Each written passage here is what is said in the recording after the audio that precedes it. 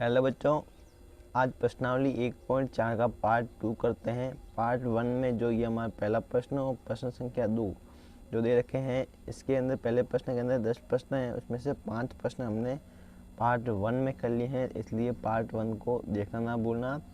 तो पहला प्रश्न क्या था, हमें बिना लंबी विभाजन प्रक्रिया किए जो बताना था, जो परिमेय संख्या हमें जो दे रखी है वो दशमलव प्रसार उनका शांत है या अशांत। पहले में सिर्फ यही ज्ञात करना था जो शांत है या अशांत। दूसरी में हमें जो शांत दे रखा है उनका दशमलव प्रसार लिखना था। ठीक है, तो प्रश्न संख्या 1 में जो 10 संख्या दे रखी है उसमें से 1 संख्या से लेकर 5 संख्या तक हमने कर ली है। तो आगे शुरू करते हैं। अगली संख्या है 23/2 की घात 3 इंटू 5 की घात 2। तो यहाँ पे आप देखेंगे इसका जो हर है हमें प्रश्न में ही दे रखा है 2 इंटू 5 के गुना में। हमें पता है जिसका दशमलव प्रसार शांत होता है उसका हर के जो गुणनखंड होते हैं वो 2 इंटू 5 के गुना के अंदर आते हैं। तो यहाँ पे हम लिख लेते हैं कि इसका हर 2 की घात n इंटू 5 की घात m के रूप का है, इसलिए 23/2 की घात 3 इंटू 5 की घात 2 का जो दशमलव प्रसार है वो शांत है। ठीक है, ये तो हो गया हमारा इसका आंसर प्रसार शांत। अब दूसरा प्रश्न ये कह रहा है कि जिन संख्याओं का दशमलव प्रसार जो शांत आता है उनके दशमलव प्रसार को लिखना है। तो हम इसका दशमलव प्रसार को लिखते हैं। देखिए कैसे करेंगे कि 23/2 की घात 3 इंटू 5 की घात 2। तो देखिए सबसे पहले हर के अंदर 2 इंटू 5 के गुना के अंदर संख्या लानी होती है, वो 2 इंटू 5 के गुना के अंदर हमारी संख्या है, लेकिन इनकी घातें समान नहीं है। तो 2 की घात 3 है, 5 की घात 2 है, कितनी घात कम पड़ रही है? 1 घात कम पड़ रही है। तो बराबर 23/2 की घात 3 इंटू 5 की घात 2। 1 घात कम पड़ रही तो 5 की 1 घात को ऊपर नीचे गुणा कर देते हैं। ठीक है, अब गुणा करेंगे 23 इंटू 5 कितना आएगा? 3 5 15, हासिल लगी 5 दूनी 10 ने 11। ठीक है, 115 आ जाएगा। ठीक है, अब हो जाएगा 2 इंटू 5, उनकी कॉमन घात आ गई 3। ठीक है, अब 115/5 दूनी 10 और 10 की घात 3 है, तो ये इसको 3 और गुणा कर दिया। ठीक है, तो 115 इंटू ये हो जाएगा 1000, और तो 3 संख्याओं के बाद में पॉइंट लग जाएगा, तो 1 2 3, तो पॉइंट 115। तो यही इसका दशमलव प्रसार होगा। अतः यहाँ पे लिख लेते हैं, अतः 23 की घात 2 की घात 23/2 की घात 3 इंटू 5 की घात 2 का दशमलव प्रसार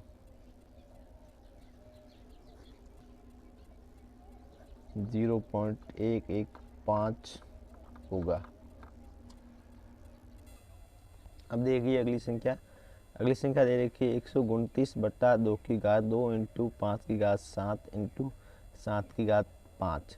तो यहाँ पे देखिए जो हर के अभाज्य गुणनखंड है 2 इंटू 5 इंटू 7 के रूप में आ रहे हैं, और हम जानते हैं कि जिन संख्याओं का जो परिमेय संख्या हमें दे रखी है, अगर उसके हर के अंदर 2 और 5 के अलावा और कोई अगर संख्या आ जाती है उसके गुणनखंड के अंदर, तो हमारी वो संख्या क्या होगी? अशांत होगी। तो हम इसका हल करते हैं और लिखते हैं कि जो इसका हर जो है या हर के जो अभाज्य गुणनखंड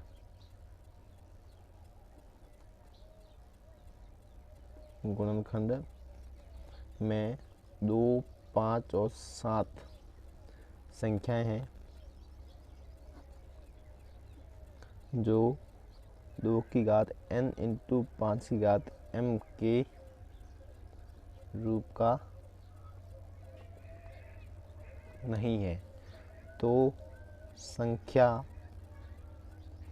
129/2 की घात 2 इंटू 5 की घात 7 इंटू 7 की घात 5 दशमलव प्रसार या फिर दशमलव प्रसार जो कह सकते हैं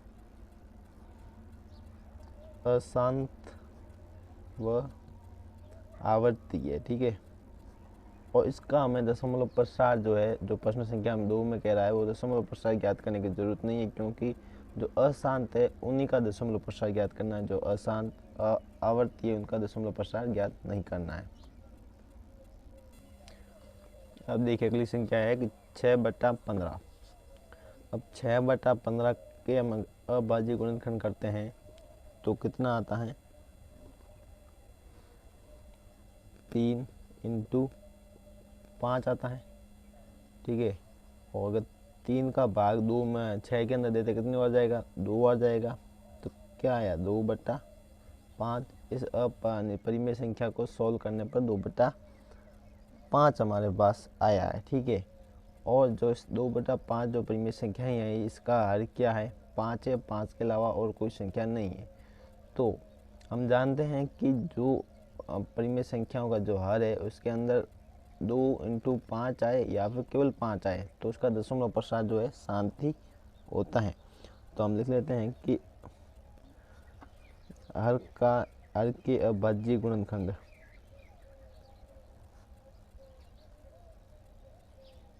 और हर के अभाज्य गुणनखंड में 5 हैं या 5 हैं तथा हर जो है 2 की घात n × 5 की घात m के रूप का है, ठीक है। ये लिख लेंगे तथा इसलिए 6/15 का दशमलव प्रसार क्या है, शांत है, ठीक है। अब इसका दशमलव प्रसार शांत ज्ञात करते हैं, ठीक है। अब कैसे करेंगे, यहाँ पे 2/5 5 की घात कितनी है, 1 है। और हमें हर को बनाना है 10 के गुणे में। 10 के गुणे में बनाने के लिए हमें 2 से गुणा करना पड़ेगा और 2 की घात कितनी रखनी पड़ेगी, जितनी 5 की घात है। 5 की घात कितनी, 1 है। तो 2 की घात भी 1 को ऊपर नीचे दोनों तरफ गुणा करेंगे। तो इसका दशमलव प्रसार ज्ञात करते हैं 2/5, ठीक है। कम 2 से गुणा करना है इंटू 2, ऊपर नीचे गुणा किया, इसकी घात 1 ही रहेगी क्योंकि 5 की घात की 1 ही। अब इसको सॉल्व करते हैं, 4/5 दूनी आ गया 10। तो इसका दशमलव प्रसार हो जाएगा 0.4, ठीक है। अब यहाँ पे हम लिख लेते हैं, अतः 6/15, संख्या तो 6/15 थी हमारे प्रश्न में, तो 6/15 का दशमलव प्रसार 0.4 होगा। अब देखिए अगली संख्या है, इसको अगर सॉल्व करते हैं 35 का 7 × 5 आता है। और 50 के अगर हम अभाज्य गुणनखंड करते हैं, ठीक है ना, तो आ जाएंगे 25 और 5 दूना 25 दूना 50, ये आ जाएंगे, ठीक है। अब ये 1 5 से 1 5 कट जाएगा तो पीछे संख्या बचेगी 7/5 × 2। तो हर के अभाज्य गुणनखंड में 2 भी आ रहा है और 5 भी आ रहा है, तो लिख लेते हैं, अतः हर जो है 2 की घात n × 5 की घात m के रूप का है। इसलिए 35/50 का दशमलव प्रसार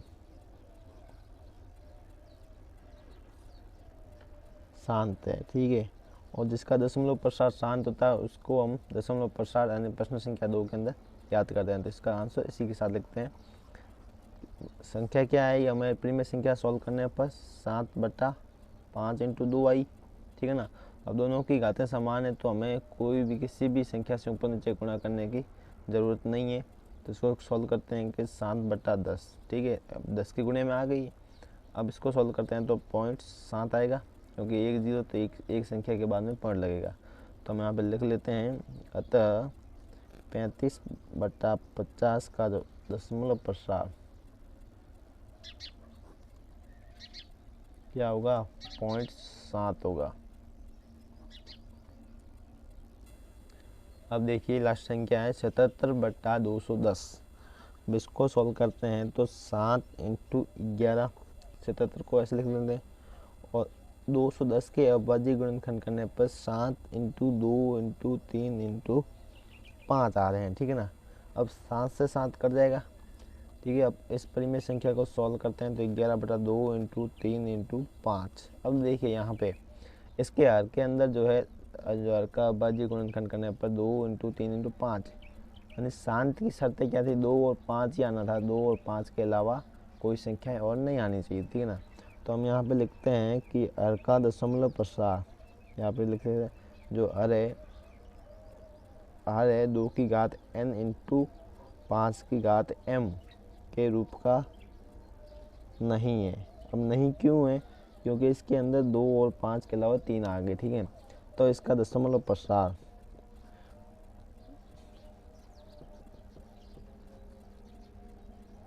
अशांत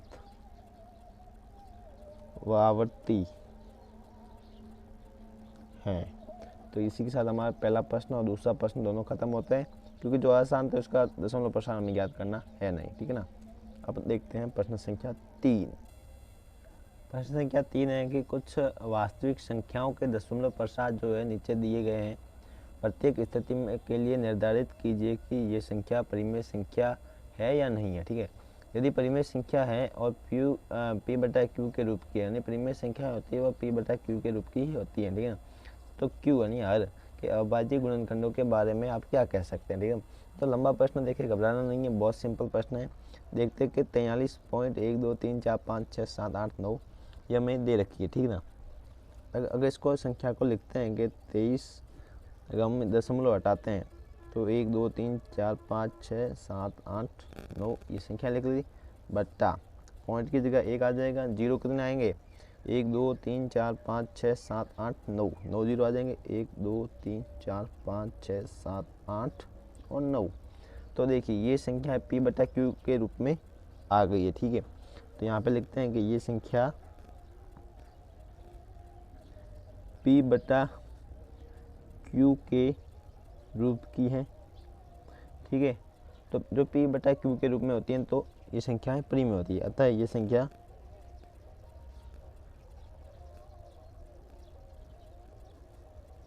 परिमेय संख्या है, ठीक है। अब परिमेय संख्या ये तो यहाँ तक हमने सॉल्व कर दिया, ठीक है। अब कह रहा है कि क्यू के अभाज्य गुणनखंडों के बारे में आप क्या कह सकते हैं।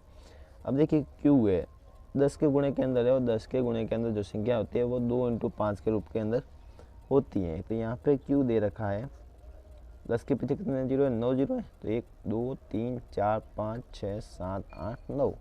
तो हम इसे ऐसे भी लिख सकते हैं 2 इंटू 5 इसकी घात 9, क्योंकि प्रश्न 1 और 2 में हमने इसको सॉल्व करा, अच्छी तरह से समझा हुआ है। तो 2 इंटू जो 10 के गुणा के अंदर जो 2 इंटू 5 के रूप में होती हैं, और जितने जीरो हैं उसकी कॉमन घात ऊपर लिख लेते हैं। तो अतः जो क्यू के अभाज्य गुणनखंड है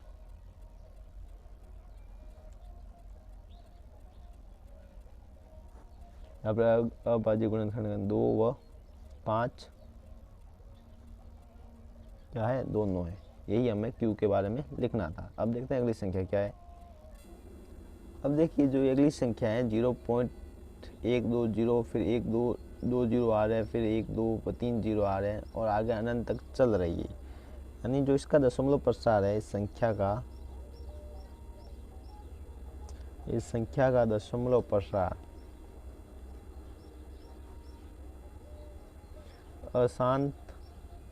अशांत यह तथा आवर्त वापिस नहीं रिपीट नहीं हो रहा है, इसका मतलब अनावर्ती है, ठीक है।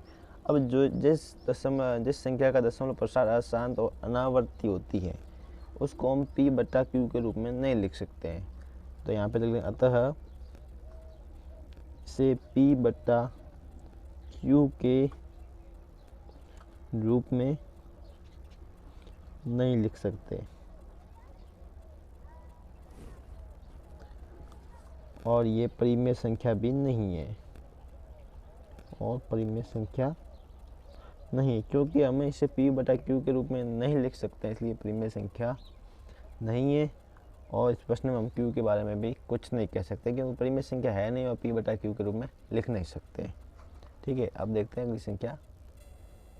अब देखिए तीसरी संख्या कि 43.1234567889 और इसके ऊपर ये लाइन खींचिए। इस लाइन का मतलब होता है कि ये संख्याएं वापस रिपीट होगी ना, मतलब पॉइंट के बाद की संख्या आवर्ती है।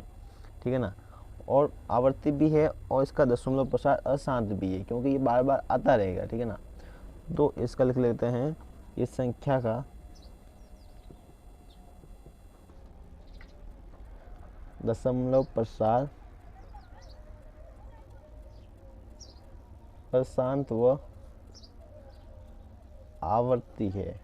ठीक है, तो इसे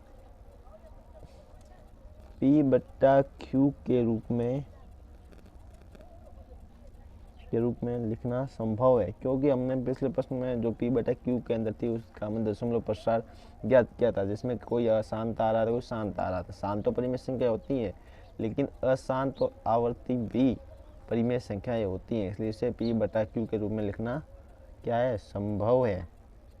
ठीक है, अब क्यू के बारे में हमें पूछा है तो क्यू यहाँ पे क्या है, अशांत है, तो 2 × 5 के अलावा और भी संख्याएं आने की चांस है, यानी 2 × 5 के अलावा और कोई संख्या संभव है। इसी के साथ हमारी प्रश्नावली 1.4 ख़त्म होती है और चैप्टर 1 ये भी हमारा पूरा होता है।